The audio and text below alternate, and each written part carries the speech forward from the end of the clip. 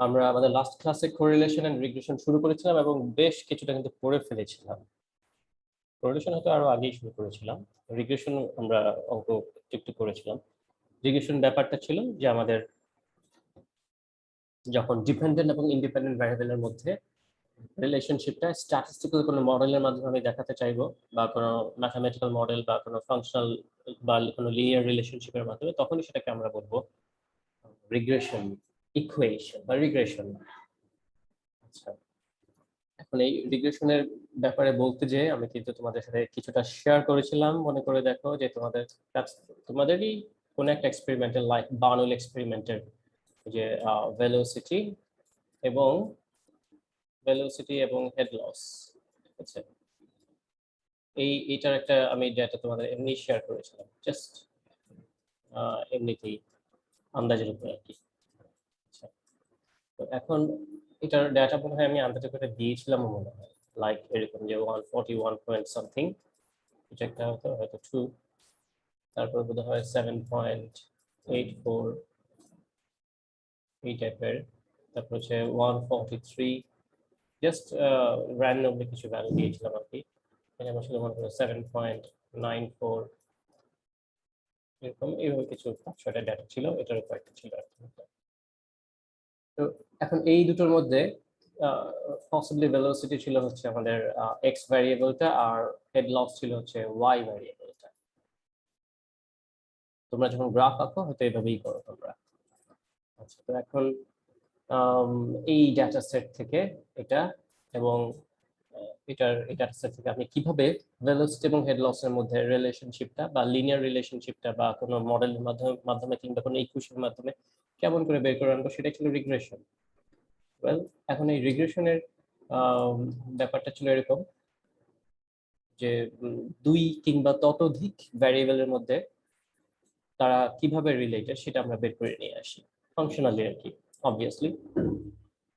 So গত ক্লাসে আমি এই ব্যাপারে মোটামুটি বেশ অনেকটাই আলোচনা করেছিলাম, সেই ভিডিওটা দেখে নিলে তোমরা ক্লিয়ার হয়ে যাবে ইনশাআল্লাহ।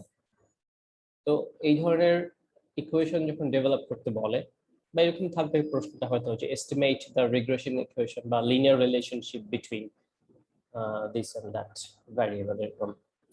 তারপর আরো অনেকভাবেই থাকতে পারে, সেটা আমরা অঙ্ক করতে করতে বুঝতে পারবো ইনশাআল্লাহ। তো কিভাবে আমরা সলভ করব এটাও আমি বলেছিলাম কিন্তু আগের ক্লাসে, এমনকি ব্যাখ্যাটা কি হবে সেটাও কিন্তু আলোচনা করেছিলাম। 2-3 মিনিটের মধ্যে আমি শর্টলি বলে দিই আবার। যেমন কাকে এক্স ধরবো, এটা আমাকে কিন্তু ডেটা সেট প্রবলেমের ধরন দেখে বুঝতে হবে কে হবে এক্স ভ্যারিয়েবল, কে হবে ওয়াই ভ্যারিয়েবল, এই জিনিসটা। এটা যদিও অন্য ডেটার, এখানে এক্সাম্পল দেওয়া আছে, তোমাদের এটা আমি আলোচনা করেছিলাম, মনে করে দেখো। তারপর রিগ্রেশন ইকুয়েশন ছিল এটা, এটা হচ্ছে জেনারেল ইকুয়েশনটা ইন জেনারেল। এবং লাস্টে একটা এরর টার্ম আমরা রেখেছিলাম, কারণ যেহেতু আমরা কোনো সিস্টেমকে যখন কোনো ইকুয়েশনের মাধ্যমে প্রকাশ করতে যাব, তখন কিন্তু এই ইকুয়েশনের মধ্যে এররটাকে কনসিডার করতে হয়। For that case, when if we have some kind of technical error or systematic error or natural error, anything can happen, যে কোনোটাই কিন্তু হতে পারে আমাদের এই এর মধ্যে, যে কোনো সিস্টেমের ভিতরে। প্রোডাকশন সিস্টেম হতে পারে, কনস্ট্রাকশন কাজ হতে পারে সেটা, তারপর তোমার মানুষের শরীরে যে ব্লাড ফ্লো বা তোমার মেকানিজম, সেটা সেখানে হতে পারে এরর। তারপর অথবা তোমার যে কোনো কিছু, এনিথিং। তো এখান থেকে আমরা এই ইকুয়েশন বের করে নিয়ে এসেছিলাম, এই বেটা 0 আর বেটা 1 এর মান এস্টিমেট করে এই ফর্মুলা দিয়ে, যে ফর্মুলা তোমরা এখন অন দ্য স্ক্রিন দেখতে পাচ্ছ, এই ফর্মুলাগুলো দিয়ে তো এরকম একটা ইকুয়েশন বের হয়ে আসে। আমি তোমাদের এটা আলোচনা করেছিলাম এই পর্যন্ত, মনে করে দেখো। যে এবং এই যে 560 বেটা 0 বেটা 1 এর যে ভ্যালু, এটার ব্যাখ্যা কি সে বিষয়ে আমি কথা বলেছিলাম। একটু বললেই হয়তো তো তোমাদের মনে পড়ে যাবে যে এক্স তো হচ্ছে আমার, মনে করো সেই ফর এক্সাম্পল এই অঙ্কের জন্য, যে অঙ্কটা এখন আমরা এখানে করা আছে, এখানে হচ্ছে তোমার ধরো কোনো একটা এরিয়াতে স্টুডেন্ট পপুলেশন কেমন এবং সেখানে যে খাবারের দোকানগুলো আছে তাদের সেলস কেমন। তো স্টুডেন্ট পপুলেশন বাড়লে সেলস বাড়ার কথা, স্টুডেন্ট পপুলেশন কমে গেলে সেলস কমে যাওয়ার কথা তুলনামূলকভাবে, এটাই হওয়ার কথা আর কি।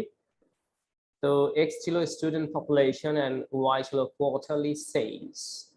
When the quarterly sales increases, we can understand that it may happen because of the increase of the student population. অর্থাৎ x হচ্ছে আমার independent variable, student population x, মনে করো x এর মান তুমি যদি যেটাই বসাও কি হবে, 5 দিয়ে গুণ হবে, সে গুণ হয়ে আগে কি চিহ্ন আছে, যোগ চিহ্ন আছে, তার মানে পজিটিভলি বাড়বে। স্টুডেন্ট পপুলেশন বাড়লে আমার সেলস যেটা y সেটা পজিটিভলি বাড়বে। কতটুকু বাড়বে? 1 unit change in student population will make 5 unit increase in the total quarterly sales. So this is the interpretation of the beta 1 hat. This is the position of beta 1 hat, and beta naught hat হচ্ছে এই position, the 60, the constant term. If we look like if we consider like a straight line equation, you know, straight line equation is y equal to mx plus c. যদিও আমরা আগে পরে লিখেছি, so here 60 is before this part, but এখানে c কিন্তু আমাদের ওই mx এর পরে। তো তুমি c plus mx চিন্তা করো, একই তো কথা, ঘুরে ফিরে আর কি। এনিওয়ে, এবার আমরা যদি চিন্তা করি যে মনে করো এই 60 এর মানেটা কি, এটা আমি আলোচনা করেছিলাম। কিভাবে আলোচনা করেছিলাম? যে 60 এই জিনিসটা মানে হচ্ছে if you don't have any population of the students, still you have some sales. মনে করো y টা তো সেলস, তো যদি আমাদের পপুলেশন না থাকে, স্টুডেন্ট পপুলেশন x is 0, তাহলে এই অংশটা 0, এই অংশটা 0 মানে কি, but we are having some sales which is 60,000 or something এরকম কিছু একটা আর কি। এর মানেটা কি? এর মানে হচ্ছে যে স্টুডেন্ট পপুলেশন না থাকলেও সেলস হচ্ছে y. Why is this happening here? Because of there are some inhabitants, local peoples, businessmen, and the people who roam around or go by the areas or go through the areas, কিংবা যারা এখানে job করছে আশেপাশে তারা, অথবা বাসায় বসে যারা হোম ডেলিভারির জন্য অনলাইনে অর্ডার করে তারাও হতে পারে। So those are the fixed items to be sold. But student population হচ্ছে এক্সট্রা কিছু বিষয় চলে আসবে তখন আমাদের। এনিওয়ে, আশা করি তোমরা জিনিসটা একটু ধারণা করতে পারছো। ঠিক এই জিনিসটা দিয়েই কিন্তু আমি তোমাদের এই যে ভেলোসিটি এন্ড হেড লস এই বিষয়ে একটা কথা বলেছিলাম। সাপোজ আমাদের এই ডেটা সেট থেকে যদি ইকুয়েশন ফলো করি, এই ইকুয়েশনটা ফলো করি, এই ইকুয়েশনটা ফলো করি ফর্মুলা বের করার জন্য, মানে বেটা 0 বেটা 1 এর মান বের করার জন্য, এটা বেটা 0 এর পজিশন, বেটা 1 এর পজিশন, প্লাস কিন্তু এপসাইলনটা আমরা লিখবো না, আগেই বলেছিলাম, মনে করে দেখো যে আমাদের অ্যাসাম্পশনটাই ছিল error 0 if error is minimum. If error is minimum, and then what would be the expressions of beta 1 and beta naught? So ওই এরর কে বা এপসাইলন কে মিনিমাম ধরে অর্থাৎ শূন্য ধরেই কিন্তু এই দুটো ফর্মুলা ডিরাইভ করা বা ডিসকভার করা হয়। সে কারণেই আমরা লাস্ট যখন রেজাল্টটা লিখি তখন আর প্লাস এপসাইলন দেই না, মানে এরর টার্মটা রাখি না। তারপরেও এরর থাকে, সেটা ডিফারেন্ট ইস্যু, সেটা বের করতে পারি আমরা ইচ্ছে করলে। এনিওয়ে, এখন আমরা দেখি যে কিভাবে এই ইয়েটা করে তোমার কি না বলতে চাইলাম, এই যে উইং ভেলোসিটি, সরি এই এই এই ভেলোসিটি এবং হেড লসের বিষয়টা। মনে করো y হ্যাট ইকুয়াল টু, তুমি পেলে কত দেওয়া যেতে পারে আনুমানিক, সেই 0.73, আন্দাজের উপর দিলাম কিন্তু এটা 0.73 প্লাস হচ্ছে মনে করো 0.21x, ধরুন এরকম একটা পেলাম আর কি আমরা, জাস্ট অ্যাজ অ্যান এক্সাম্পল। তাহলে আমি কিন্তু বলতে পারি যে x যদি হয় আমার ভেলোসিটি, তো প্রতি ইউনিট ভেলোসিটি চেঞ্জের কারণে 0.21 ইউনিট আমার ইনক্রিজ করবে in the head loss count. বা আমার যদি ভেলোসিটি নাও থাকে, সেক্ষেত্রেও কিছু হয়তো যে সময়ে ডেটা নিয়েছি, হয়তো সেই সময় এমন কোনো ঘটনা ঘটেছে আশেপাশে যে কারণে আমার হেড লস হয়েছে, পানি ফ্লো হয়েছে, বা কিছু একটা হয়েছে, সামথিং, এটা হতে পারে ফর এনি রিজন। এটা হতেই পারে, অস্বাভাবিক কিছু না। এটা হচ্ছে এটা নিজ নিজ চিন্তা ভাবনা থেকে, যে যার যার নিজ নিজ চিন্তা ভাবনা থেকে ব্যাখ্যাটা দেবে আর কি, যে কার ব্যাখ্যাটা, বেটা নটের ব্যাখ্যাটা, কনস্ট্যান্ট টার্ম যেটা আর কি, যে এটা দেখা যাচ্ছে যে এটা কোনো একটা কারণে ওই অঞ্চলে, যে অঞ্চল তুমি ডেটা নিয়েছো, যে জায়গায় তুমি এক্সপেরিমেন্টটা করেছো, ওই জায়গায় সবসময় এরকম একটা ফিক্সড প্রেশার থাকে আর কি, যে কারণে এটা ইয়ে হয়, হেড মানে হেড লস হতে থাকে। কি কারণে হতে পারে, মানে কোনো একটা থাকতে পারে, প্রাকৃতিক কোনো কারণ, ন্যাচারাল কোনো কারণ, যেটা আনডিসকভার্ড স্টিল, এটা হতেই পারে। এটা নিজস্ব মতামত দেবে। যে আমি প্রশ্নটা থাকবে এভাবে, যে interpret the regression parameters. The regression parameters হচ্ছে বেটা 0 এবং বেটা 1, এদেরকে ব্যাখ্যা করো। আচ্ছা, এখন যেটা আমরা ওই যে অ্যাজিউম করে নিয়েছিলাম যে এপসাইলন বা এরর টার্মটা 0, তারপর আমরা থিওরিটিক্যালি এই জিনিসটা বের করে নিয়ে আসতে পারি, বা এই জিনিসটা বের করে আনতে পারি। রিগ্রেশন ইকুয়েশন, এটাই হচ্ছে estimated regression equation.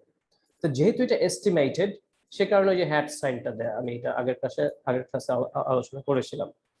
But still we might have some errors. সে এরর গুলো কি কি হতে পারে?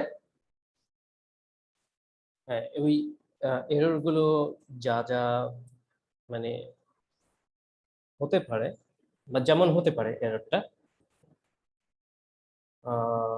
সেটা বের করার একটা প্রসেস আছে আর কি। এটা বলছিলাম যে এরর, এবং সেটা একটা নামও আছে, এটাকে বলি আমরা standard error of the estimate. যে কারণে হতে পারে এরর, হোক কোনো ব্যাপার না, কিন্তু তার পরিমাপটা কতটুকু, সেই এররের পরিমাপটা কতটুকু। আচ্ছা, এটা বের করার জন্য আমরা একটু এর দিকে যাই, কি বলে, আবার একটু থিওরির দিকে যাচ্ছি। সবাই একটু খেয়াল করবে, আমি এখন যে থিওরিটা বলবো, সেই থিওরিটা কিছুটা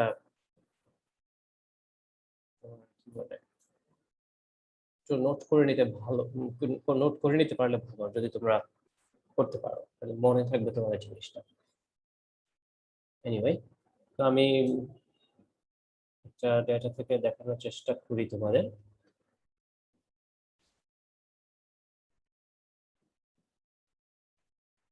এটা গ্রাফ দিয়ে বুঝাতে পারলে ভালো, গ্রাফ দিয়ে বোঝানোর চেষ্টা করি। Let's see. Suppose this is y-axis and x-axis. আমরা x-axis হচ্ছে the independent variable, and y-axis হচ্ছে dependent variable. এখন এইদিকে বলবে ভ্যারিয়েবল কোনটা, এইদিকেও বলে দেবে ভ্যারিয়েবল কোনটা। যদি বিন্দুগুলো প্লট করো, সাপোজ মনে করো এই ডাটা সেটটাই আর কি, তো সত্তর লিখিনি আমি, আন্দাজে দিয়েছি কতগুলো আর কি। এইটা মনে করো 8-10টা ডেটা আছে, বা 10-12টা ডেটা আছে, তুমি জোড়ায় জোড়ায় বসাচ্ছ আর কি, স্থানাঙ্ক, স্ক্যাটার প্লট। ঠিক আছে, এটা মনে করো এক্স এর অবজারভেশন, আর এটা হচ্ছে আমাদের ওয়াই এর, মানে ওয়াই ডেটা যেগুলো আর কি। ঠিক আছে, তো এক একটা কিন্তু জোড়া জোড়া, the pairs of data, the pairs of data can be plotted scatterly. মনে করো আমি এটা প্লট করলাম, 1টা 2টো 3টা 4টা 5 6, এইভাবে কিছু কিছু প্লট করলাম, 10-15টা 20টা এরকম। এখন এই ডেটা সেটটাই প্লট করলে এরকম দেখাচ্ছে মোটামুটি ভাবে, বা এরকম দেখাচ্ছে, ধরো আরো 2-1টা বাড়িয়ে দিলাম আর কি। এখন আমি যদি এই যে ইকুয়েশনটা পেয়েছি, যদিও আমরা এটা নিয়ে আলোচনা করছিলাম আগের ক্লাসে, যেহেতু এটা তোমাদের লাইনে, তাই এইভাবে সহজে বুঝতে পারবে, তাই আমি মানে তোমাদের কাছে মানে জিনিসটা ভালো লাগবে পড়তে, সেই হিসাবে বলছি আমি। বাট আমি অতটা ভালো জানি না এই এক্সপেরিমেন্টের ব্যাপারে, তোমাদের কাছ থেকে শুনে নিয়েছিলাম, তোমাদের কাছ থেকে না হলেও অন্য ক্লাস থেকে। তো এটা তো একটা সরল রেখার সমীকরণ, এটা দেখে বুঝাই যাচ্ছে আর কি, সরল রেখার সমীকরণ, এটা স্লোপ আছে, রেট অফ চেঞ্জ বা স্লোপ কোএফিসিয়েন্ট বা কনস্ট্যান্ট টার্ম বা ওয়াই ইন্টারসেপ্ট, যাই বলি না কেন, সবই আছে। এই সরলরেখাটাকে যদি এখন আমরা ড্র করি, if we draw this straight line, maybe এরকম কিছু একটা হবে, সাপোজ আমরা ধরে নিলাম। আচ্ছা, তার মানে আমি লিনিয়ার রিলেশনশিপটা কেমন হবে দেখতে একটা সরলরেখার মাধ্যমে পেয়ে গেলাম, যদি এটাকে ড্র করি আমরা। But when we are drawing the line, the estimated regression line, যখন আমরা ড্র করছি, ঠিক আছে, আমাদের লাইন তো হচ্ছে এখন এটা। আচ্ছা, তো এখন এই লাইনটা থেকে একটা জিনিস তো স্পষ্ট বোঝা যাচ্ছে, আমাদের যে অবজার্ভ ডেটাগুলো ছিল তারা কিন্তু সবাই এই লাইনের উপর পড়েনি, কিছু উপরে কিছু বাইরে কিছু নিচে এরকম এভাবে করেছে, ছড়ানো ছেটানো আর কি। মানে তারা চারপাশে বিস্তৃত আছে, তারা এই সরলরেখাটার চারপাশে বিভিন্নভাবে বিস্তৃত আছে। এবং তারা কিভাবে বিস্তৃত আছে, how they are dispersed among the around the regression line, around the estimated regression line, সেই পরিমাপটা বা সেই পরিমাণটাই হচ্ছে আমার standard error of the estimate, the measure of the scatter or dispersion of the regression of the observed variable, of the observed data around the regression line. তো কিভাবে এটা পেতে পারি আমি, সেটা পাওয়ার সহজ একটা পন্থা হচ্ছে, আমরা যদি এই প্রতিটা বিন্দু থেকে যারা বাইরে আছে এই সরলরেখা একটা লম্ব দূরত্ব আঁকো, সবার থেকে লম্বা দূরত্ব আঁকো ছোট ছোট করে, ঠিক আছে? উপর থেকে নিচে, নিচ থেকে উপরে, কে কত দূরত্বে আছে সেই ডিস্টেন্স বের করছি আমরা। কারণ ওই ডিস্টেন্স গুলো বের করার পর যখন এদেরকে আমরা যোগ করব, মানে সবগুলো ডিস্টেন্সকে আমরা যোগ করবো, জাস্ট সিম্পল। দেখ মোটামুটি ভাবে এবার সবগুলো আর কি মনে করো যারা বাইরে পড়েছে তাদেরকেই আমি দিলাম। সবটা রাখা সম্ভব না এখন, বুঝাচ্ছি মনে করে আর কি। আনুমানিক এটাই ধরো আর কি। তো কে কত দূরত্ব অবস্থান করছে সেই লম্ব দূরত্ব গুলো যদি মানে লেন্থ গুলোকে যদি আমি যোগ করে দিই, সেই লেন্থ গুলো যোগ করে দিলেই আমি পরিমাপটা পেয়ে যাব। কিসের পরিমাপ? যে এই রেডিয়েশন লাইনের চারপাশে ওটা যে ছড়ানো আছে অবজার্ভ ডেটাটা কতটুকু আমার এই এস্টিমেট যে করেছি বেটা 0 বেটা 1 এর মান, still there R some errors, কতটুকু মানে অরিজিনাল ভ্যালু থেকে তো আমি একটু সরে এসেছি, একটা একটা একটা এভারেজ লাইন বের করার চেষ্টা করেছি আর কি, এভারেজ গড়ে একটা লাইন। তো তার থেকে বাকি সবাই কত দূর দূরে আছে সেই পরিমাপটা হচ্ছে standard error of the estimate, এবং তার ফর্মুলা হচ্ছে এই যে এখন যেটা অন দ্য স্ক্রিন দেখতে পাচ্ছ, এই হচ্ছে তার ফর্মুলা। তো দেখো স্কোয়ার রুট অফ এটাও হয়, আবার এটাও ঠিক আছে, দুটোই ঠিক আছে, যেটা দিয়ে করো তোমরা মান পেয়ে যাবে। সো এটার মান কিন্তু টেবিলে দেওয়া আছে, মানে বা করে নিতে পারবে তোমরা, যে sum of Y I square, মানে ওয়াই এর যে ডাটা থাকবে সেগুলোকে স্কোয়ার করবে, তারপর হচ্ছে sum of x I Y I, এটাও তো টেবিলে আমরা ইউজ করেছি, sum of x I Y I আগের ক্লাসটা দেখবে তোমরা। তারপর আছে তোমার বেটা 0 বেটা 1 এর মান তো এস্টিমেট করেই ফেলবো আমরা, আর সাম অফ ওয়াই আই যেটা সেটাও কিন্তু দেখো সাম অফ ওয়াই আই কিন্তু আবার গিভেন ডেটা যেটা সেটাই ওয়াই আই। আচ্ছা, আর অন্য ফর্মুলাটা দিয়ে কিভাবে করতে পারবো, যে আরেকটা ফর্মুলা আছে, এটা হলো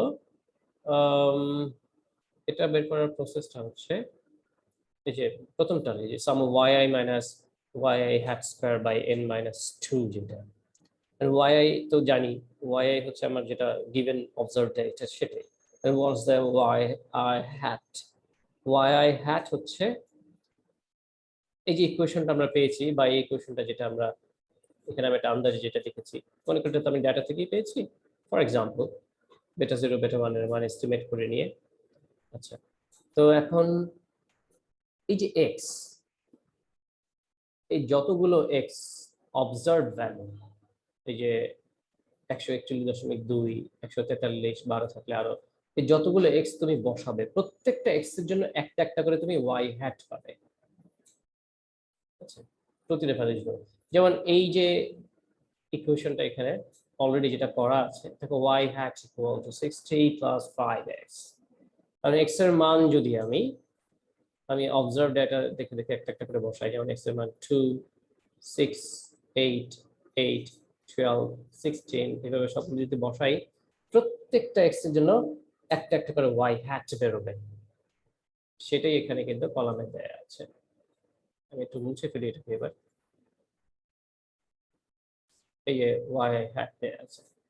সো ওই ইকুয়েশনে বসালে ওয়াই হ্যাটের মানগুলো বের হয়ে চলে আসবে, তারপর প্রত্যেকটা ওয়াই এর সাথে তার corresponding Y hat should be differentiated or should be deducted from one another, and we will take the squared value. আমরা ডিফারেন্সটা বের করব কিংবা ডিডাক্ট করে নেব, করে রেজাল্ট প্লাস মাইনাস যাই আসুক স্কোয়ার করে ফেলবো এটাকে আমরা স্কোয়ার করে দেন এই কলামের যে সামটা আছে এই কলামের সামটা নিলেই কিন্তু sum of y minus Y hat square, যেটা হচ্ছে আমাদের এই ফর্মুলা আমরা ইউজ করতে পারবো y minus Y hat square. আচ্ছা একটু হোল্ড করো, জাস্ট ফিউ সেকেন্ডস। তো ওকে, কি যেন বলছিলাম, এই যে Y I minus Y hat square ওই যে কলামের যোগফলটা বসিয়ে দিলে আমরা এটার মানটা পেয়ে যাবো আর কি, ঠিক আছে। এটা নোটেশনটা হচ্ছে এস ওয়াই ডট এক্স, এভাবে লিখে আর কি। এরপর একটা খুবই গুরুত্বপূর্ণ জিনিস কোএফিসিয়েন্ট অফ ডিটারমিনেশন। এটা কেন গুরুত্বপূর্ণ সেটা আমি তোমাদের একটা এক্সাম্পল দিয়ে বুঝালেই বুঝতে পারবে যে আসলে কেন গুরুত্বপূর্ণ এটা। তোমরা যদি কখনো রিগ্রেশন ইকুয়েশন ইউজ করো, তোমরা যখন ফোর্থ ইয়ারে যাবে প্রজেক্ট বা থিসিস করবে, তখন হয়তো কেউ কেউ এরকম লিনিয়ার মডেল করতে পারো যে কয়েকটা ইন্ডিপেন্ডেন্ট ভ্যারিয়েবল নিয়ে তুমি দেখলে যে কোনো একটা কিছু চেঞ্জ কিভাবে হচ্ছে বা কিভাবে তাকে সবাই মিলে এফেক্ট করছে, কজ এন্ড এফেক্ট রিলেশনশিপ অনেকটা এরকম আর কি।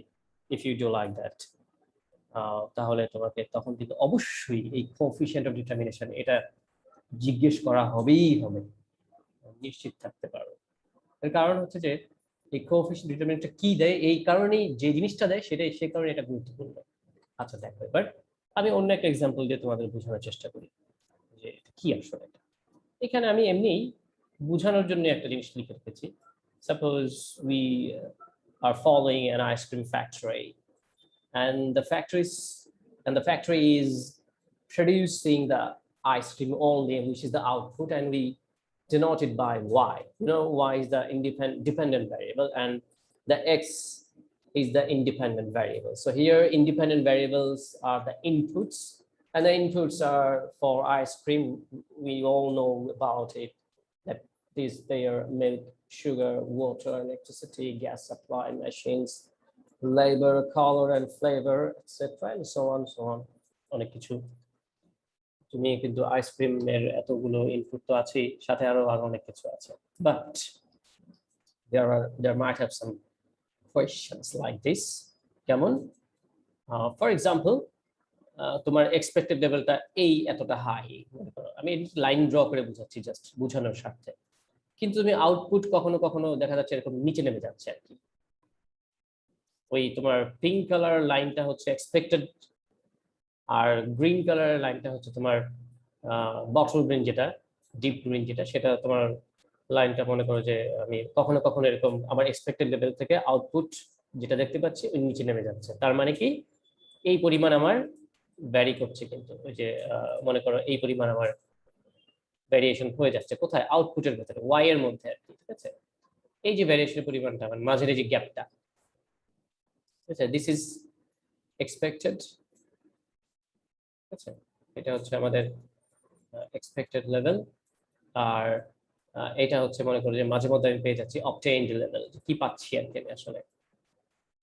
তার মানে আমার গ্যাপের সৃষ্টি হচ্ছে, ভ্যারিয়েশন হচ্ছে কোথায়, ভ্যারিয়েশন হচ্ছে ইন আউটপুট মানে ইন ওয়াই, এই যে ভ্যারিয়েশনটা হচ্ছে। কিন্তু কেউ কি বলতে পারো এই যে ওয়াই এর যে আউটপুট, আই মিন আইসক্রিমের আউটপুট আর কি হতে পারে, কোয়ালিটি হতে পারে, টেস্ট হতে পারে, কালার হতে পারে, বা আইসক্রিমটা হয়তো একটু ইয়ে হয়ে গেছে, কোনো কারণে কোনো একটা জিনিস কম করে গিয়েছে, বা হয়তো কাঠিটাই নেই, এরকমও হতে পারে, বা প্যাকেটটাই একটু কেমন যেন মুচড়ে আছে, সরি, এরকম বিভিন্ন কারণে হতে পারে, মানে ওয়েল ফিনিশড না। ওকে, কেউ কি বলতে পারবে এখন যে কি কারণে হতে পারে এই আউটপুটের ভ্যারিয়েশনটা, ইউজুয়ালি কি কারণে হতে পারে জেনারেলি, মানে কাদের জন্য হতে পারে?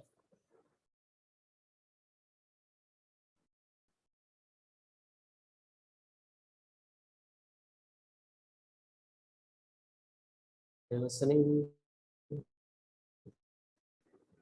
Hello?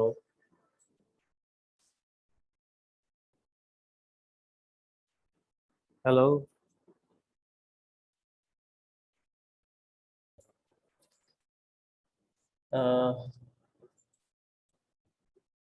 আচ্ছা, বোধহয় এই যে এর স্ট্যান্ডার্ড অফ দ্য এস্টিমেটের বিষয়টা এখানে আমাদের অফ হয়ে গিয়েছিল আর কি। স্ট্যান্ডার্ড অফ দ্য এস্টিমেটটা আমি একটু সংক্ষেপে বলে দিই, যেহেতু তোমরা একবার শুনেছো।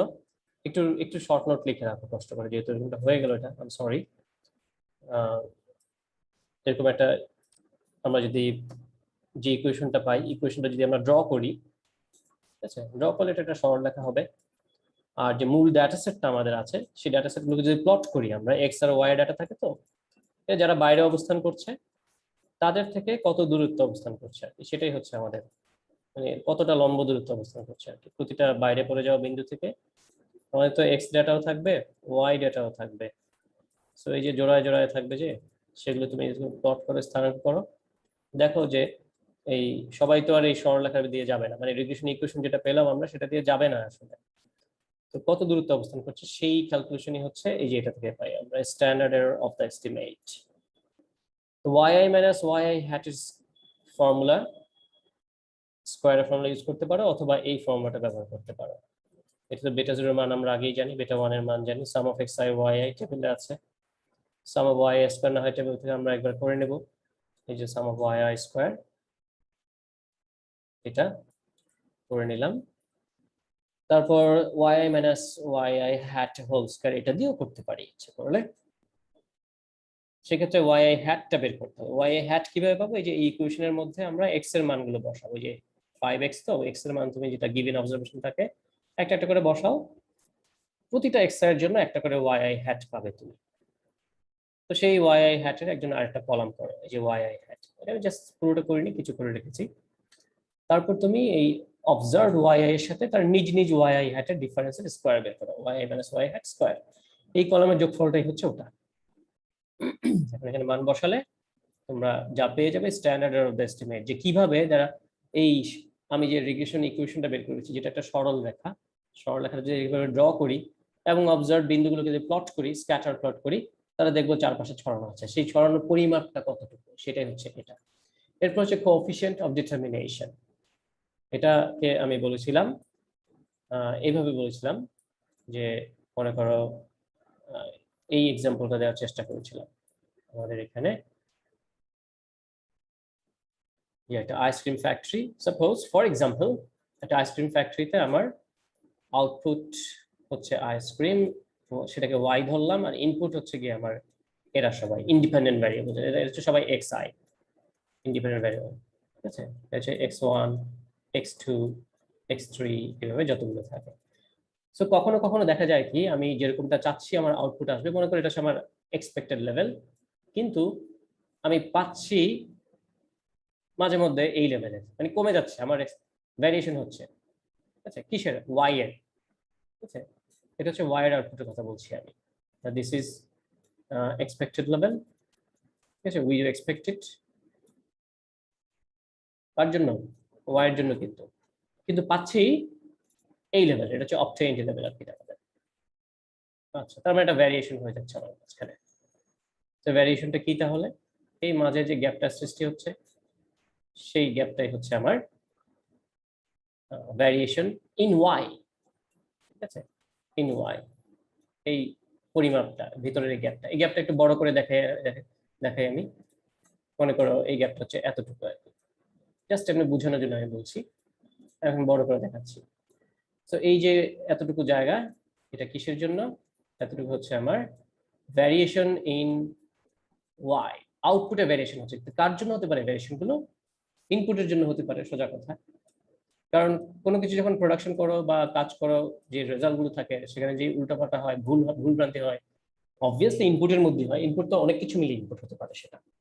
আচ্ছা, তো যতটুকু তুমি বুঝতে পারো যে কেন হচ্ছে ওয়াই এর ভ্যারিয়েশনটা, নিশ্চয়ই অতটুকু অতটুকু তুমি চাইলে কন্ট্রোল করতে পারো, ঠিক করার চেষ্টা করতে পারো, ভুলটাকে মিনিমাইজ করার চেষ্টা করতে পারো।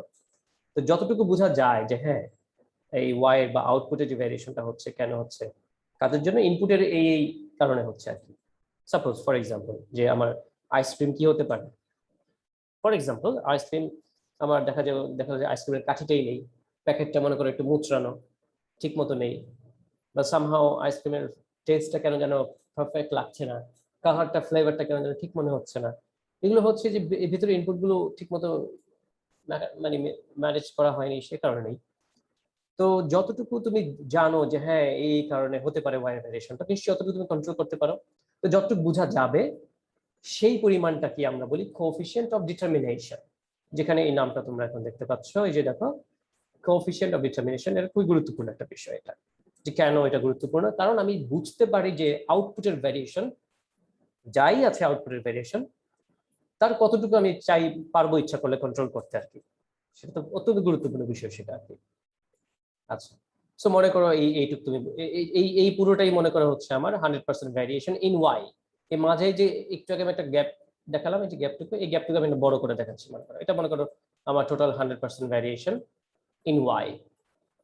আচ্ছা, মানে ওয়াই এর যে ভ্যারিয়েশন সেটাকে আমি মনে করি সম্পূর্ণ অংশ 1 এরকম অঙ্ক তো তোমরা করেছো, তারপর ভগ্নাংশে ভাঙিয়ে করেছো, সেই অনুযায়ী 1 মানে 100%। এখন এই সম্পূর্ণ 100%-এর মধ্যে কত পার্সেন্ট বোঝা সম্ভব যে কেন হয়েছে, ঠিক আছে? ফর এক্সাম্পল এতটুকু বুঝতে পারছো আর কি, যে যতটুকু এখন আমি একটু ইয়ে করে দিচ্ছি, ক্রিস ক্রস করে দিচ্ছি আর কি। এইটুকু পরিমাণ বোঝা গেল যে কেন হয়েছে। বাকি উপরে যেটা বাকি রয়ে গেল ওটুকু বোঝা যাচ্ছে না যে কেন হয়েছে। তো যতটুকু বোঝা যাচ্ছে যে কেন হয়েছে ভ্যারিয়েশনটা, তো অতটুকু তুমি চাইলে ইচ্ছা করলে ইনপুট গুলোকে নাড়াচাড়া করে, কমিয়ে দিয়ে, বাড়িয়ে দিয়ে, মান ভালো করে, কিংবা লেভার চেঞ্জ করে বা শিফট চেঞ্জ করে দিয়ে, বা অন্যান্য সবকিছু ইনপুট ভালো কোয়ালিটির দিয়ে তুমি এই পরিমাণ ভ্যারিয়েশনটাকে চাইলে রিডিউস করে নিতে পারো। ঠিক আছে, আর বাকি যেটা রয়ে গেল ওইটা হচ্ছে যে আরো ফার্দার ইনভেস্টিগেশন করা লাগবে আর কি। আমাদের আরো এক্সপার্টিস যারা আছে, এক্সপার্ট মেম্বার্স কিংবা স্পেশালিস্ট যারা থাকে, তাদের শরণাপন্ন হতে হয় যে কেন হচ্ছে, ওটার জন্য আরো একটু অ্যাডভান্স লেভেলের অ্যানালাইসিস করা দরকার। তো এই জন্যই হচ্ছে আমাদের এই কোএফিসিয়েন্ট অফ ডিটারমিনেশনটা অত্যন্ত গুরুত্বপূর্ণ। এটাকে আমরা কিভাবে বের করব, এটা ফর্মুলাটা দেখো। ফর্মুলা হচ্ছে যে উপরে আছে আর square equal to RSS by TSS equal to 1 minus ESS by TSS। এখানে TSS টা হচ্ছে RSS এবং TSS এর ESS এর যোগফল। কোনটা কি সবগুলোই আগে ভাগে করে এসছো তোমরা, শুধু ফর্মুলাটা এখন y দিয়ে আছে আর কিছু না। TSS total some of square. তোমরা স্ট্যান্ডার্ড ডেভিয়েশনে কিন্তু এই কাজ করেছো, x দিয়ে করেছো আর কি, xi yi। তো এখন তুমি y দিয়ে করো। ওই রিগ্রেশনের যে ক্যালকুলেশন টেবিলটা আমরা করেছি সেখান থেকেই দেখতে হবে। দেখো y স্কয়ার আছে, এই যে ওয়াই স্কয়ার আছে, না থাকলে ওয়াই স্কয়ার বের করে নেবে এটা। আচ্ছা, তারপর মান বসিয়ে দেবে।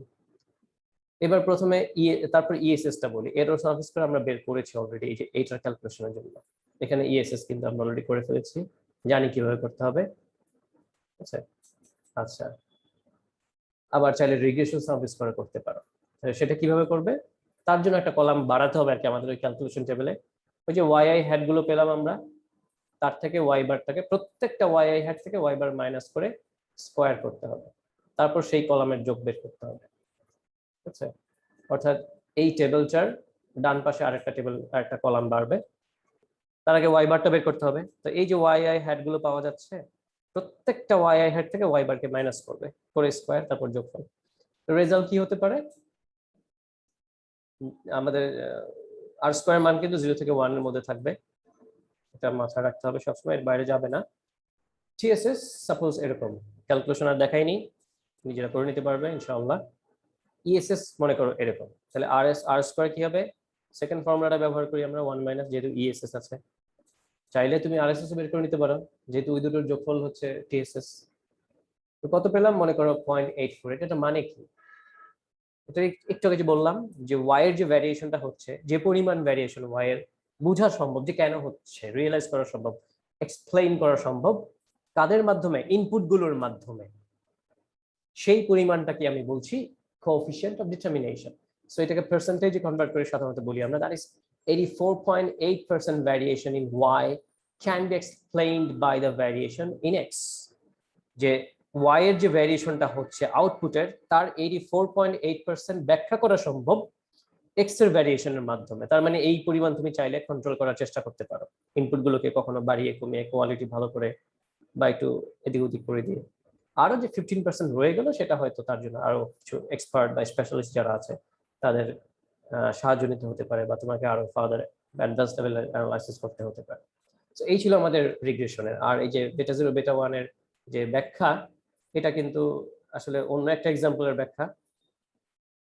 এটা ছিল হচ্ছে আমাদের এই যে এই বইয়ের 438 পৃষ্ঠা। এটা হচ্ছে আমাদের মন্টু কুমারের বই, যেটা ওই যে লাল রঙের কভার পেজ ছিল যে বইটা।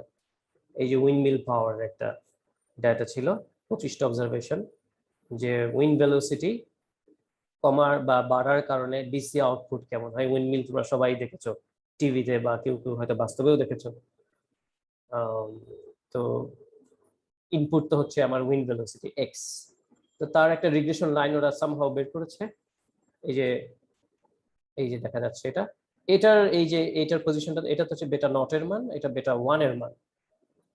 তার ব্যাখ্যাটাই আমি এখানে জাস্ট একটু লিখে রেখেছি আর কি, যে বেটা ওয়ান এর মানে কি, বেটা নট এর ওই ভ্যালুর মানে কি। এটা কিন্তু এক একজন এক একভাবে চাইলে লিখতে পারে বেটা নট এর ব্যাখ্যাটা, যার যেভাবে ভালো লাগে। কিন্তু বেটা ওয়ান এর ব্যাখ্যাটা মোটামুটি সবার এরকম সেম থাকবে। আচ্ছা, তো এখন আমরা অন্য একটা টপিকে যাচ্ছি, সেটা হচ্ছে মোমেন্ট স্কিউনেস কার্টোসিস। স্কিউনেস তোমরা পড়ে এসছো সেন্ট্রাল টেন্ডেন্সি চ্যাপ্টার যখন আমরা পড়েছি, সেখানে কি হয়েছিল যে অ্যারিথমেটিক মিন, মিডিয়ান এবং মোড যদি বড় ছোট হয়, তাহলে আমরা দেখেছি যে গ্রাফের শেপ চেঞ্জ হয়ে যায়, এরকম কখনো ডান দিকে বেশি হেলানো বা বাঁ দিকে বেশি হেলানো, অথবা এরকম সিমেট্রিক টাইপের হতে পারে আর কি। ওটা ছিল স্কিউনেস। আচ্ছা, তো স্কিউনেস এর তোমরা যদি অনলাইনে সার্চ দাও, বিভিন্ন পদ্ধতি দেখতে পাবে, খুব সহজ সহজ কিছু পদ্ধতি আছে এবং ভেরি ইন্টারেস্টিং পদ্ধতি আছে। তবে এই পদ্ধতিটা লেংদি, যেটা এখন আমরা করতে যাচ্ছি, বাট বেশি কার্যকরী আর কি এটা আসলে। সেই হিসাবে এটা একটু আমি বলার চেষ্টা করছি। চাইলে তোমরা অনলাইনে সার্চ দিয়ে অন্যান্য মেথডগুলো দেখতে পারো, জাস্ট 2 মিনিটের কাজ। ওগুলোর ক্যালকুলেশন ছোট ছোট, বেশি সময় লাগে না করতে। আচ্ছা, তো এখানে আমরা নতুন দুটো আরো জিনিস দেখতে পাচ্ছি, কার্টোসিস। কার্টোসিসটা হচ্ছে একটা গ্রাফের হাইট কতটা বেশি হতে পারে বা থিকনেস কতটা বেশি হতে পারে, সেটা আমরা বের করার চেষ্টা করি। স্কিউনেস কি ছিল? শেপ, ডানে না বাঁ দিকে বেশি হেলানো কার্ভটা। ঠিক আছে, মোমেন্টস কি তাহলে? এই মোমেন্টস কে ব্যবহার করেই আসলে স্কিউনেস, কার্টোসিস এই দুটোকে আমরা বের করি। সে কারণে এটা গুরুত্বপূর্ণ বেশি, যেহেতু মোমেন্টস কে ব্যবহার করে আমি গ্রাফের শেপ কেমন হবে সেটা বের করে আনতে পারবো, গ্রাফের হাইট কেমন হবে বা থিকনেস কেমন হবে সেটাও বের করে আনতে পারবো। তার মানে মোমেন্ট হচ্ছে এমন একটা মাধ্যম যে এককভাবে সবাইকে বের করে নিয়ে আসতে পারে ইউনিকলি। সেটাই আমি লিখেছি, the measures that can define the distribution of a population data uniquely. যে পপুলেশন ডেটাকে তার ডিস্ট্রিবিউশন কেমন হবে সে ইউনিকলি ডিফাইন করে দিতে পারে মোমেন্টস। দুই ধরনের মোমেন্ট আছে, র মোমেন্ট, সেন্ট্রাল মোমেন্টস। আমরা দুই ধরনের মেথডই দেখব। তবে স্কিউনেস বা কার্টোসিস বের করার জন্য আমরা সেন্ট্রাল মোমেন্টই ব্যবহার করি। তবে সেন্ট্রাল মোমেন্ট তাহলে কিভাবে বের করব? দুটো পদ্ধতি আছে, একটা হচ্ছে র মোমেন্টের মাধ্যমে বের করবো সেন্ট্রাল মোমেন্ট, আর একটা হচ্ছে ডিরেক্ট বের করতে পারবো সেন্ট্রাল মোমেন্ট। ডিরেক্ট বের করার সুবিধাও আছে, অসুবিধাও আছে। আবার র মোমেন্টের মাধ্যমে বের করার সুবিধা অসুবিধা আছে, সবগুলোই থাকে। আচ্ছা, তো র মোমেন্টের জেনারেল ফর্মুলাটা দেখো, মিউ আর প্রাইম, কোনো কোনো বইতে এম আর প্রাইম লিখে আর কি। মিউ আর প্রাইমটা হচ্ছে স্ট্যান্ডার্ড প্রাইম। র মোমেন্টে দেখো প্রাইম আছে, কিন্তু সেন্ট্রাল মোমেন্টে কিন্তু প্রাইম নেই। সেন্ট্রাল মোমেন্টে শুধু মিউ আর, খেয়াল করে দেখো। তো ফর্মুলাটা দেখি আমরা, এটা হচ্ছে আমাদের জেনারেল আটতম মোমেন্ট, আর্থ র moment. 1/n sum of xi to the power r, আর এর মান 1 2 3 4 এসব বসালে ফার্স্ট সেকেন্ড থার্ড র মোমেন্ট বের হয়ে চলে আসতো। মিউ আবারও বলছি প্রাইম হচ্ছে র মোমেন্টের গুলো। সেন্ট্রাল মোমেন্ট খেয়াল করে দেখো, xi minus x bar whole to the power r, মানে x বার থেকে মাইনাস, প্রতিটা অবজারভেশন থেকে xi গুলোর অবজারভেশন থেকে x বারকে মাইনাস করা হচ্ছে, তারপর হচ্ছে পাওয়ার r, মানে 1 2 3 4 যে কয়টা লাগে। সেন্ট্রাল মোমেন্ট বের হয়ে যাবে এবং এটা কোনো প্রাইম নেই, দেখো দিস ইজ উইদাউট প্রাইম। এবার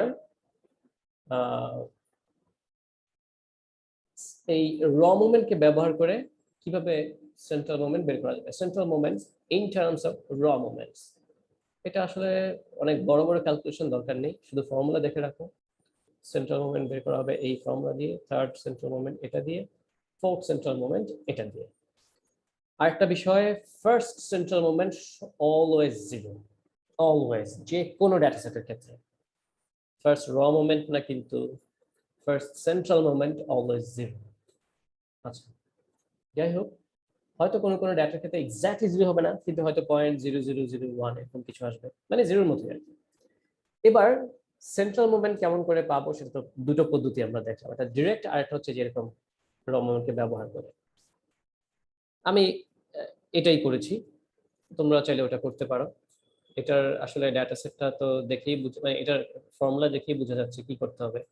মনে করো তোমার এক্স আই ডাটা দেয়া থাকবে, সেই এক্স আই ডাটা তো জাস্ট গিভেন ডাটা যেটা থাকবে সেটা এক্স বারটা বের করতে হবে তোমাকে। তাহলে কিভাবে বের করতে হবে? Sum of x i by n. তো এক্স বার বের হয়ে গেল এই কলমে, ঠিক আছে? সাম করতে গিয়ে পাবো আবার এই যে এখানে সাম অফ এক্স আই দেখবে কি আসে আগের কলামে। আচ্ছা, এরপর তুমি করবে কি, এটার একটা কলাম বানাও, এটা স্কোয়ারের একটা কলাম বানাও, এটা কিউবের একটা কলাম বানাও, তারপর টু দি পাওয়ার 4 এর একটা কলাম বানাবে আর কি, যে x I minus x bar এইরকম। প্রতিটা এক্স আই থেকে এক্স বারের ডিফারেন্স দেখবে, বের করবে। আবার এই কলামের স্কোয়ার নেবে, x I minus x bar square, এইভাবে টু দি পাওয়ার 4 পর্যন্ত যাবে আর কি। তোমরা প্রতিটা কলামের যোগফল বের করবে, করলে এই সেন্ট্রাল মোমেন্ট গুলো বের হয়ে চলে আসবে। আচ্ছা, এবার র মোমেন্টের মাধ্যমে কিভাবে এই ফর্মুলা ইউজ করে স্কিউনেস কিভাবে পাবো তাহলে দেখো, স্কিউনেস এর ফর্মুলাটা দেখো। স্কিউনেস এর ফর্মুলাটা হচ্ছে, এটাকে বলি আমরা coefficient of skewness, root over beta 1 equal to হচ্ছে μ3/μ2 টু দি পাওয়ার 3/2। বুঝাই যাচ্ছে আমরা সেন্ট্রাল মোমেন্ট ব্যবহার করেছি, এখানে র মোমেন্ট না। তার মানে থার্ড সেন্ট্রাল মোমেন্ট এবং সেকেন্ড সেন্ট্রাল মোমেন্ট লাগবে তোমার। কি হলো কি বলবো, বেটা 1 রুট ওভার বেটা 1 হ্যাট যদি 0 হয় বা খুব জিরোর কাছাকাছি অলমোস্ট জিরো মনে করো 0.001, তখন আমরা বলি the population data is symmetric, মানে ওই গ্রাফের যে ডাটা সেটের এই অবস্থা সেই ডাটা সেটের গ্রাফ আঁকলে এরকম সিমেট্রিক টাইপের হবে। যদি গ্রেটার দেন 0 হয়, গ্রেটার দেন 0 মানে কিন্তু এই না যে 0.02 0.01 এসব না, 0.1 0.09 মানে মোটামুটি বড়। জিরোর কাছাকাছি হলে আমরা ওই যে ধরো 0.001 এটা সিমেট্রিকই ধরে নিই কাছাকাছি আমরা। তো ওয়েল অ্যাবাভ 0 হলে আমরা বলি পজিটিভলি স্কিউড, মানে এটার গ্রাফ হবে এই টাইপের। আচ্ছা, তারপর হচ্ছে আমাদের লেস দেন 0 নেগেটিভলি স্কিউড। এবার হচ্ছে থিকনেস, হাইট, এখানেও সেন্ট্রাল মোমেন্ট দেখো μ4 μ2 স্কয়ার, তাকে বলছি বেটা 2 নোটেশন জাস্ট। তো কিভাবে বুঝবো, যদি 3 হয় বা এক্স্যাক্টলি 3 না হলেও কাছাকাছি 2.98 2.97 3.01 3.009 এই টাইপের কিছু আর কি। 3.1 অবশ্য বেশি, ওই 3 এর কাছাকাছি হলে আমরা বলি মেজোকার্টিক। মেজোকার্টিক মানে কি, তুমি যদি গ্রাফ যদি আঁকো, গ্রাফের হাইট অনেক লম্বাও হতে পারে, মাঝামাঝি হতে পারে, আর ফ্ল্যাটও হতে পারে আর কি। তো যেটা মেজোকার্টিক বলা হচ্ছে সেটা হচ্ছে মাঝামাঝিটা আর কি। এম মনে করো এম ফর মিডল। আচ্ছা, লেপ্টোকার্টিক হচ্ছে আসলে এটা উঁচু লম্বা, মনে করো এল ফর লং বা টল। প্লাটিকার্টিক যেটা চ্যাপ্টা আর কি, লাইক প্লেন, একদম সোজা সাপটা, এভাবে মনে রাখতে পারো আর কি। এটা হচ্ছে প্লাটিকার্টিক বলে এটাকে, এই শেপটাকে মানে এই হাইটের আর কি। এটা কি কাজে লাগতে পারে, কি কাজে লাগতে পারে সেটা খুব একটা বেশি ব্যবহৃত হয় না আসলে। তারপরেও দেখো কি ধরনের, এখানে একটা ডেটা সেট আছে, একটা ফ্যাক্টরিতে, ব্যাটারি ফ্যাক্টরিতে কিছু ব্যাটারি প্রডিউস করা হচ্ছে, সকাল থেকে বিকাল পর্যন্ত একদম ফলো আপ করা হচ্ছে সিকোয়েন্সিয়ালি, এবং কিছু র্যান্ডমলি স্যাম্পল নেওয়া হয়েছে বিভিন্ন ঘন্টায় ঘন্টায় আর কি, 10 ঘন্টায় বা 8 ঘন্টায়। এই হচ্ছে তার আউটপুট, ঠিক আছে? আউটপুটটা এখানে ভোল্টেজে আর কি, হ্যাঁ আউটপুটটা ভোল্টেজে আছে। দেখো, consider the standard capacity level, the standard capacity level is 1.50 volts, এটা স্ট্যান্ডার্ড ধরে নিই আমরা, 1.5 ভোল্ট, এর বেশি নয়। তো সবই তো এক্স্যাক্টলি 1.5 ভোল্ট হয়তো হয় না, কোনটা হয়তো একটু বেশি একটু কম এরকম হয়ে যেতেই পারে। প্রশ্নটা দেখো, প্রশ্নটা হচ্ছে find the possible distributional shape of the capacities of the batteries from the sample data, যে এই স্যাম্পল ডেটার ডিস্ট্রিবিউশনাল শেপ কেমন হবে, and also comment on or explain or discuss your findings. যা পাবে তুমি রেজাল্ট, সেটার ফাইন্ডিংসটা ব্যাখ্যা করতে হবে।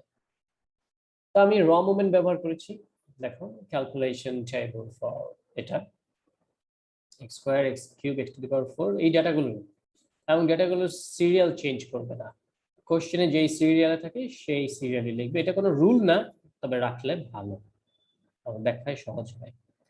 আচ্ছা, sum of xi square xi cube ব্যাখ্যায় সহজ হয়। এটা হচ্ছে যে কোথাও সেটাও কোথাও এভাবে বলা নেই, আমি আমার অ্যাজাম্পশন থেকে বলছি, ইট মে বি রং, বাট এভাবে সহজ হয়, আমি একটু বুঝতে পেরেছি আর কি। আচ্ছা, xi to the power 4 পর্যন্ত তোমরা মানে ফাইন্ড আউট করবে, সর্ট আউট করবে, বের করবে। তারপর র মোমেন্টের ফর্মুলা ব্যবহার করে ফার্স্ট র মোমেন্ট, সেকেন্ড র মোমেন্ট, থার্ড র মোমেন্ট, ফোর্থ পর্যন্ত বের করবে। পরে দেখো অ্যাপ্রক্সিমেশন করেছি আমি, মানে এতগুলো দশমিকের পরে নিলে মুশকিল। তারপর সেন্ট্রাল মোমেন্ট, ওই যে টিকটকের ফর্মুলাগুলো দেখলাম, 3-4টা ফর্মুলা, এই 3-4টা ফর্মুলা ব্যবহার করে আমরা র মোমেন্টকে ব্যবহার করে সেন্ট্রাল মোমেন্ট বের করে। এটা ক্যালকুলেশন যেখানে করা আছে, ভুল থাকতে পারে ক্যালকুলেশনে, কারণ আমি অন্য একটা ডিপার্টমেন্টের স্টুডেন্টদের কাছে জিজ্ঞেস করে তারপর আমি রেজাল্টটা লিখেছি, ভুল হতে পারে, এটা চেক করে দেখবে তোমরা। তারপর স্কিউনেস এর মান বসাও, বেটা 1 কোএফিশিয়েন্ট স্কিউনেস, বেটা 2 এর মান বসাও, রেজাল্ট একটা পাবে। বলছি ডু ইউরসেলফ। এটার ব্যাখ্যা কেমন হতে পারে, ব্যাখ্যা বলার আগে আমি এটা গ্রাফের ধরনটা একটু তোমাদের বোঝানোর চেষ্টা করি। গ্রাফটা মনে করো এইরকম, এইদিকে মনে করো হচ্ছে তোমার টাইম, যে সকাল থেকে সন্ধ্যা পর্যন্ত ফলো আপ করা হচ্ছে। স্টার্টিং পয়েন্ট মনে করো এখানে, তারপর first hour, second hour, third hour, fourth hour, fifth, six, 7, 8, 9, 10, বা ডেটা যদি আরো থাকে আরো।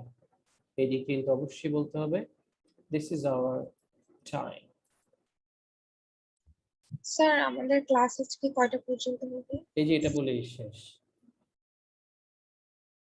ঠিক আছে?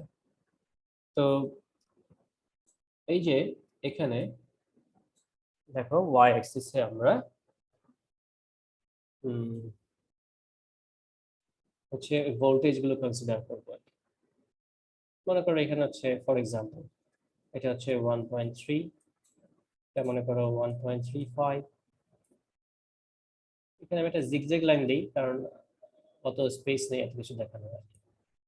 মনে করো 1.4, 1.45, 1.5, 1.55, এভাবে জাস্ট দিলাম আর কি। এখানে আমি এদিকে হচ্ছে ভোল্টেজ লিখে দিতে হবে, ভোল্টেজ। এখন বুঝতে পারলাম যদি এটা পজিটিভলি স্কিউড হয় আর কি, সাপোজ পজিটিভলি স্কিউড, এবং ডেটা সেটটা আমার স্টার্টিং পয়েন্ট কোথায়, ডেটা সেট আমার স্টার্টিং পয়েন্ট কিন্তু 1.4 দিয়ে আর কি। ওভারঅল একটা rough idea, just rough idea হচ্ছে যদি পজিটিভলি স্কিউড হয় তাহলে হয়তো সে মোটামুটি এই টাইপের, এবং সে কিন্তু যদি হাইট যদি একটু বাড়ে, যদি হাইট একটু বাড়লে এইভাবেই যাবে জিনিসটা যাবে, এবং শেষের দিকে হয়তো সে আস্তে আস্তে স্টিপ আর ডাউন করে করবে আর কি, এরকম লাইক দিস। এতটা না গেলেও মোটামুটি ভাবে এরকম। এটা থেকে আমরা একটা ব্যাখ্যা দিতে পারি, খুব দুর্বল ব্যাখ্যা তারপরেও, যে সময়ের সাথে সাথে যে প্রোডাকশন গুলো হয়, প্রথম দিকে হয়তো প্রোডাকশনটার বা ফার্স্ট আওয়ারে প্রোডাকশন খুব একটা ভালো ছিল না, সেকেন্ড আওয়ার থেকে স্টার্টিং থেকে মোটামুটি ভালোর দিকে গিয়েছে, এবং একটা পর্যায়ে এটা একটা যে 1.5 এর আশেপাশে স্টেডি থেকেছে আর কি। তো কিভাবে ব্যাখ্যা দিতে পারো, তুমি প্রথমে বলবো যে পজিটিভলি স্কিউড, সে ঠিক আছে, লেপ্টোকার্ডিক, প্লাটিকার্ডিক, মেসোকার্ডিক যাই আসুক, মেইন বিষয়টা হচ্ছে পজিটিভলি স্কিউড। তার মানে হচ্ছে কি কি কারণে হতে পারে ব্যাখ্যা দাও। তার আমরা কি কি ব্যাখ্যা দিতে পারি? প্রথম দিকে তারা যারা কাজ করছিল হয়তো ঠিকমতো বুঝতে পারে নাই, অথবা যে র ম্যাটেরিয়াল গুলো ব্যবহার করা হচ্ছিল সেগুলো হয়তো ঠিক না, নষ্ট, কিংবা মেশিনারিজের সমস্যা ছিল, সাপ্লাইয়ের সমস্যা ছিল, যারা লেবার কাজ করছে তাদের কোনো গরমিল ছিল, নানান কারণে হতে পারে, হয়তো এরপর এগুলোকে ঠিকঠাক করে প্রোডাকশন লাইনে আনা হয়েছে আর কি। এরকম নিজের থেকে কিছু from own point of view কিছু ব্যাখ্যা তোমরা দিয়ে দেবে এই ধরনের ডেটা প্রবলেমের ক্ষেত্রে আর কি। ঠিক আছে, তো আজকে এই পর্যন্তই থাকুক। Thank you so much.